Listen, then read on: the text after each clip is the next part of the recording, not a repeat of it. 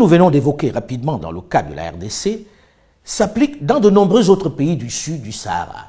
Tenez, prenons la Guinée, un autre scandale géologique. Elle est dotée de certaines des réserves de minéraux les plus convoitées de la planète, dont 40 milliards de tonnes de bauxite, la plus grande réserve du monde. À cela s'ajoute, tenez-vous bien, plus de 20 milliards de tonnes de minerais de fer. Les réserves potentielles d'or sont estimées à 700 000 tonnes. Diamants, 30 à 40 millions de carats de réserves prouvées, 500 millions de carats de réserves probables. L'or et des quantités indéterminées d'uranium. Mais 55% des 11 millions d'habitants de la Guinée vivent avec moins de 1,25 $ par jour. Et le pays se classe 178e sur 187 pays selon l'indice de développement humain 2013 du PNUD, qui mesure le niveau de vie des pays. À qui profite cette immense richesse qui laisse les Guinéens dans l'extrême pauvreté? Les mêmes compagnies internationales. Pour bien comprendre la situation actuelle, il faut toujours remonter à la genèse. C'est en cela que connaître son histoire est nécessaire pour mieux construire son avenir. Il faut bien connaître le passif pour mieux gérer l'actif.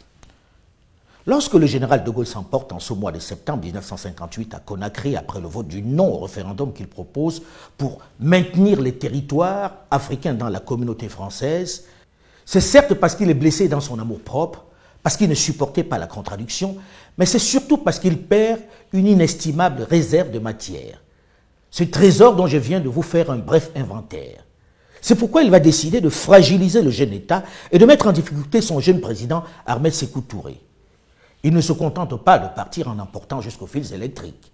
Il essaie même de déstabiliser le jeune État en fabriquant des faux billets de Sili pour faire s'effondrer son économie.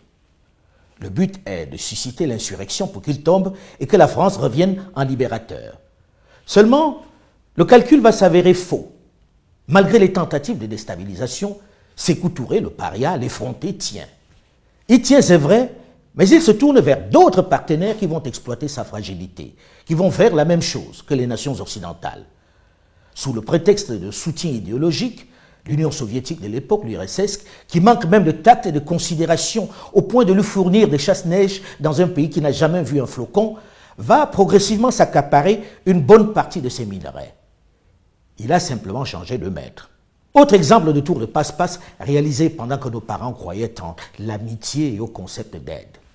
Le Niger et son uranium, où l'État cède en 1968 la principale concession d'Arlit de 375 km² utilisée comme combustible nucléaire dans les centrales nucléaires en France et pour la force de dissuasion nucléaire française.